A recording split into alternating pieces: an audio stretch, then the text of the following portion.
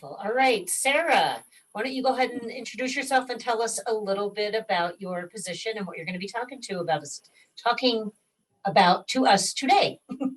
Okay, I'm happy to be here. My name is Sarah Smith, and you might have caught me on an eBird presentation a few months ago with a coworker. I do work for Fish, Wildlife, and Parks in the Communication and Education Division, and my office is at Montana Wild, which is our education center in Helena. And if you ever get the chance to come see it, it's a pretty cool place. I do a couple different things. I do boating education, I do Becoming an Outdoors Woman programs, and I help administer shooting range grants. So I've got a lot of things going on, but nature journaling, which is what we're going to talk about today, is something that I like to teach when we do workshops with women or children or really whoever, because it's just a really neat activity that anyone can do. And I think there's some misconceptions about it that might keep people from trying it out. So I just thought it'd be a fun topic to chat with you about today. And if any of you already do this, bear with me. I'd love to hear about it when we get to the end, but I'll just kind of talk about it and what it is and how to do it. And then I've got some websites to show you that have some really great resources if you kind of want to take it to the next level, including a International Nature Journaling Week in June that has all kinds of events and prompts and themes and things for you to follow along with. So I'm going to go ahead and share my screen because I do have a PowerPoint, everybody's favorite. Let me get it started here.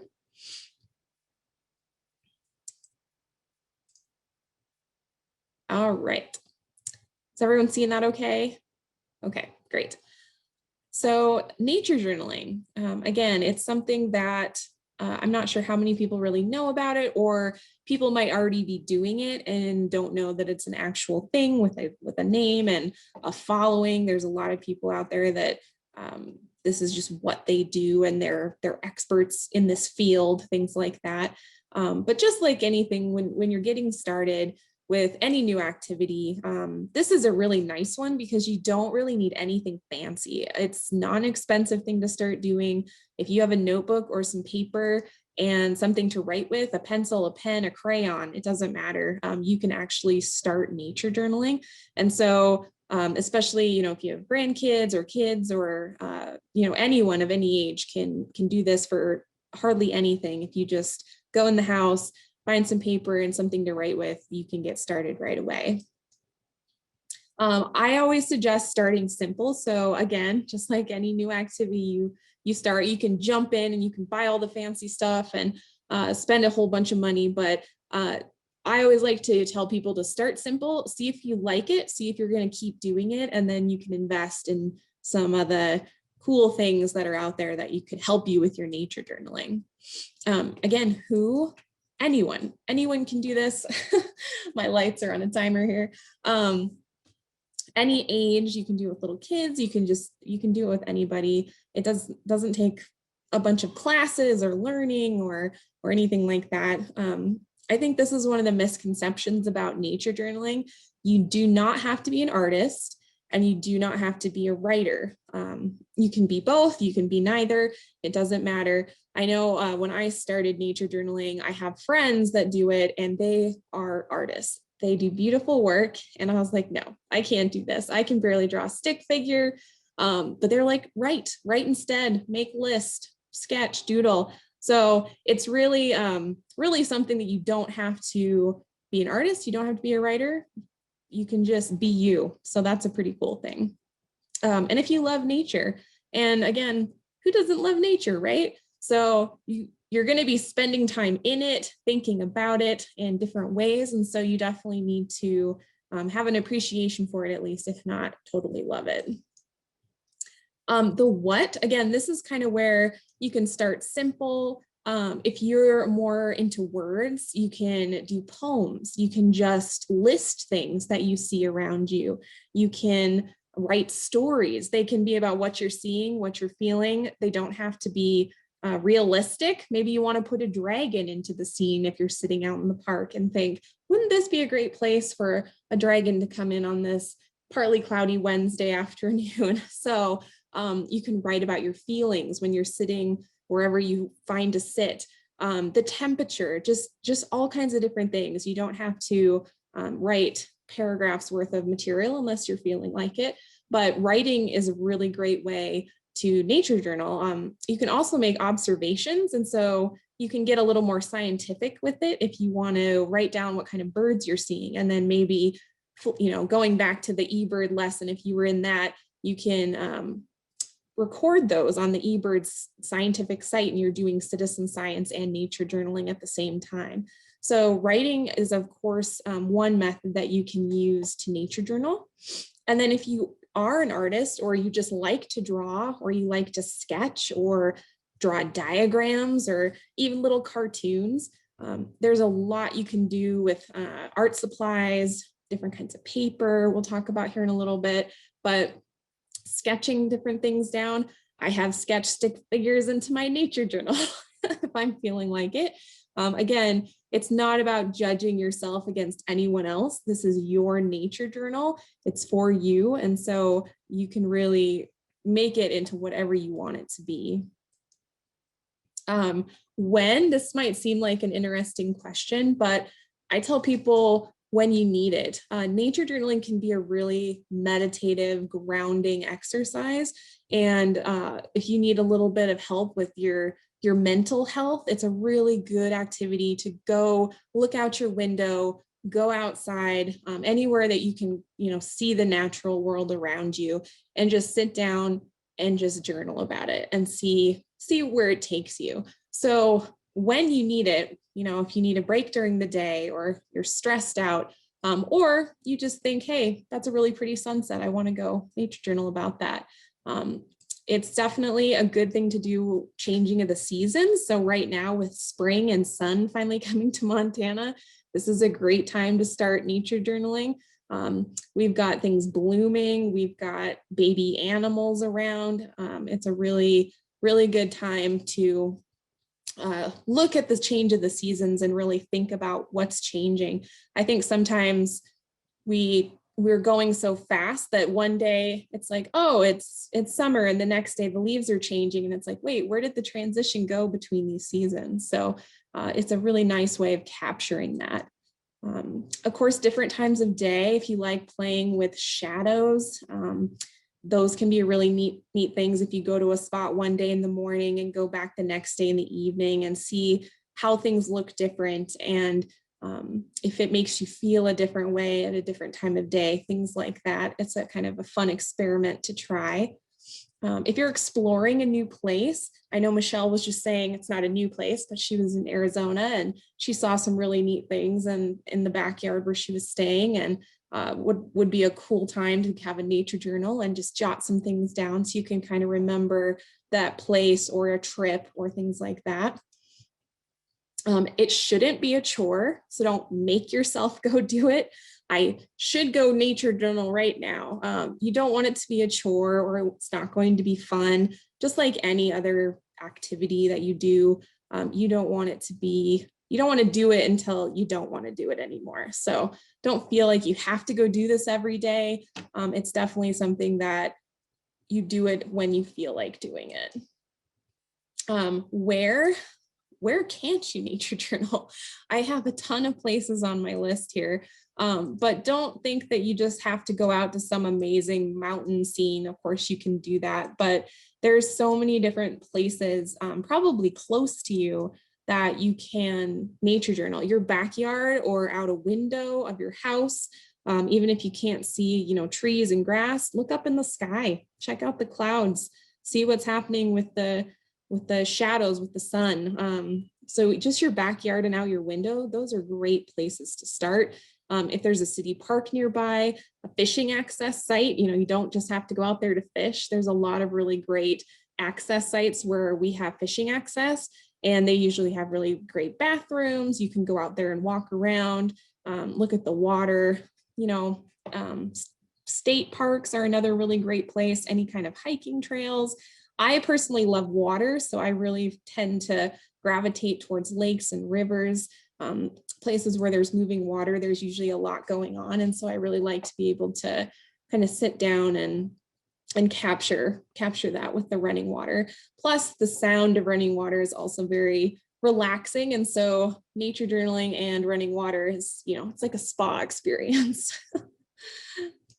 So why nature journal? And really when you're nature journaling, you're just recording your observations of what you're seeing and feeling when you're, sitting in that one place or looking out your window. So why, out of all the activities that you could be doing, is this a cool one? And I think, capturing a moment in time. So of course, every moment is unique, and be able to capture that through writing or drawing or whatever it is you choose is a pretty neat thing if you think about it, just stopping in the moment to see what's going on. Again, sometimes life can get going a little fast and we aren't really living in the moment. And this again kind of brings us back, has us quiet ourselves, ground ourselves, and see what's going on right in front of us, things that we might have not even noticed if we didn't take the time to stop and look. Just taking a break from the day, if you have a busy day or you have company or things are just feeling a little out of control and hectic, again, it really helps to just sit down and take even a couple minutes. You don't have to do this for an hour or half a day.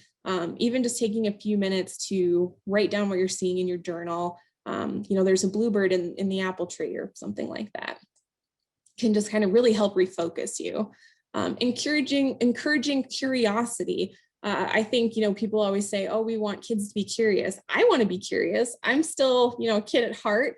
And so I think for anyone, any age, being curious is so good for us and are good for our brains. And so if you're nature journaling and you see a bird you don't know, or you see grass and you're wondering, what kind of grass is that? Or what kind of tree is that? Write those questions down and then go back and research those when you have time, if you want to find those answers, and you can learn something new while you're nature journaling. I know I'm always trying to remember wildflower names. And so if I see them, I try to write that down and say, oh, I can't remember what this one is if I don't have a field guide with me, and then go back and actually try to learn a new flower or just remember what I've forgotten about what I'm seeing. So it's a good exercise for our brains.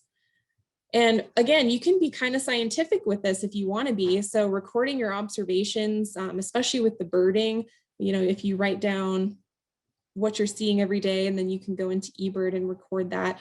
Or you just want to track migrations. I know last time, it's been a few months, but there was a fancy migration tracker that you could use. But if you just write down from year to year when you see things showing up in your yard, you're going to start to know, hey, it's the first week of May. I should expect this to be back in my yard. And is it early? Is it late?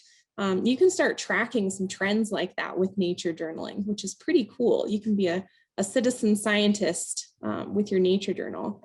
And then again, kind of changing a mindset of, maybe you're having a bad day, things are just not helping, going the way that you wanted them to.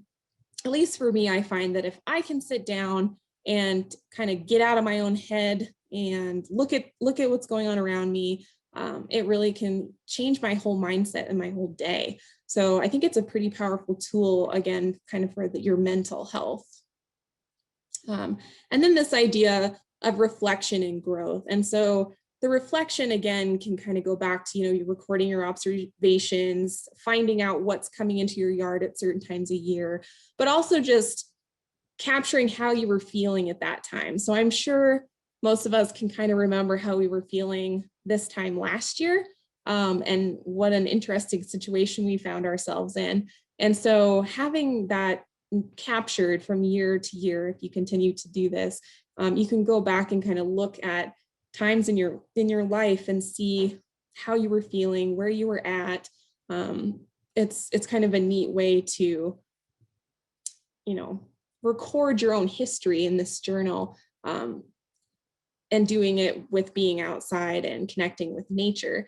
And growth. I know when I first started, again, I thought I needed to be an artist. I was always, that my nature journal is not as good as yours, that kind of thing. But as soon as I kind of let that go and just started doing my own thing and writing and making lists and just doing what I felt good about, you can kind of see that progression. So if you have your first nature journal, you fill it up, you know, after a few nature journals, you're going to probably see that you've really grown in the way that you're journaling. You might have changed your style. You might have added in some watercolor.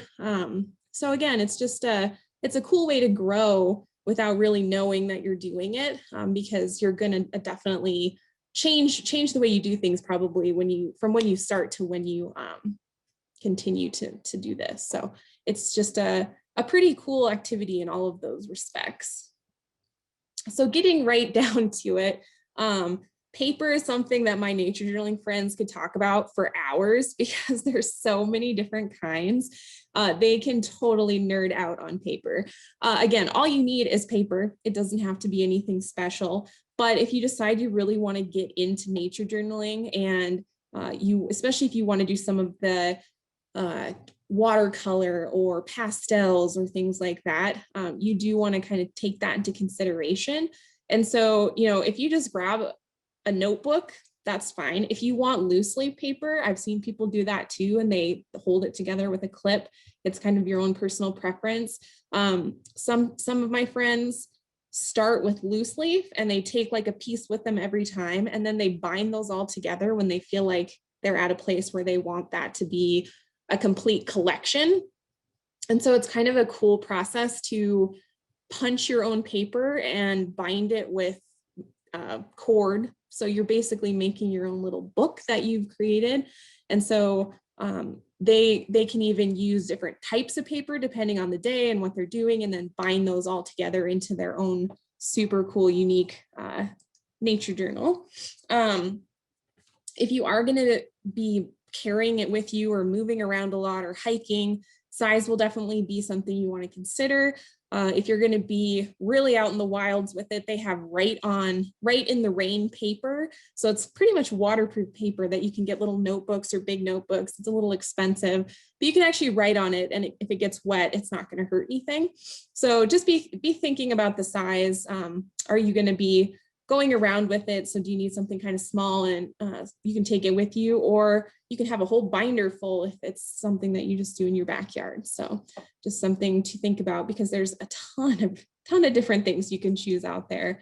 And then again, with some of the art materials, if you want watercolor or things like that, they make special paper for those mediums. And so again, if you're kind of doing a mix of things, it's probably best just to get mixed media paper, and you can do a little watercoloring on that. You can do sketching, you can do writing, you can kind of do a little bit of everything on that. There's colored paper, and obviously there's construction paper, that kind of colored paper, but they have some really beautiful like sand colored stuff, things with texture. And so you can really go down a rabbit hole with paper if you want to get some really neat stuff to put in your nature journal. So everything you ever wanted to know about paper. And then just remember, there's really no rules with nature journaling. I think that's one of the coolest things about it. There's nothing, I mean, other than you recording something that you're seeing in nature, you're doing it right. So you can't really do it wrong, which is really a cool thing. It's very personal and unique to you. So remember, you know, don't judge your nature journal by anyone else's nature journal. This is your space. You can share it, or you don't have to share it. Some of my friends like to show each other what they're doing, what they saw. Some of them don't. It's a very private and personal thing for them. And so don't ever feel like you have to share what you're doing, but people usually love to see it and think it's really unique and interesting when they do get to see someone's nature journal.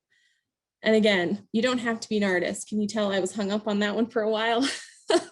Almost made me quit nature journaling. But again, you don't have to be a writer. You don't have to be an artist. You just capture things in the way that makes you feel the best. Okay. So that's kind of just an overview of it. I've got a couple web pages I wanted to share with you just to show you some more resources. Obviously, there's a ton of stuff out there, but these are the two that I picked. So let me stop sharing and jump to one of those websites. I'm going to do this one first. So this is the website, the International Nature Journaling Week. And this entire website is devoted to nature journaling. This is where you'd find information about that nature journaling week. I believe it's June. I'll have to look at the dates. It's a week in June. So you've got some time if you're interested in taking part. And they have different prompts and themes each day that you can follow along with. And so you're working with an international community, which is pretty cool. But these are some different books that, you know, if you kind of want more inspiration or to see the different things that you can do or different mediums you can use. There's a ton of different resources out there. I'm guessing our libraries probably have a few of these. There's some free resources as well, but you can see there's also a lot about drawing, even though you don't have to be an artist. If you do want to work on it or it's something that you want to improve on, there's a lot of different books out there that will help you do that. This one's more a naturalist, so this is going to be probably more on the scientific side of things. Birds, obviously birds are a big one in nature journaling. But yeah, there's some stuff for kids. So there's a lot of different resources that you can explore when you're starting. And I think this one is pretty cool. It says, take this book for a walk. And it's basically kind of a prompt book. So it'll kind of prompt you through getting started nature journaling. So that's kind of a neat one just to get you thinking about how you want to do it. What are some of the questions you can ask, things like that. I'm going to try to explore this website and I think it's going to let me. Can you guys see the how to participate page now?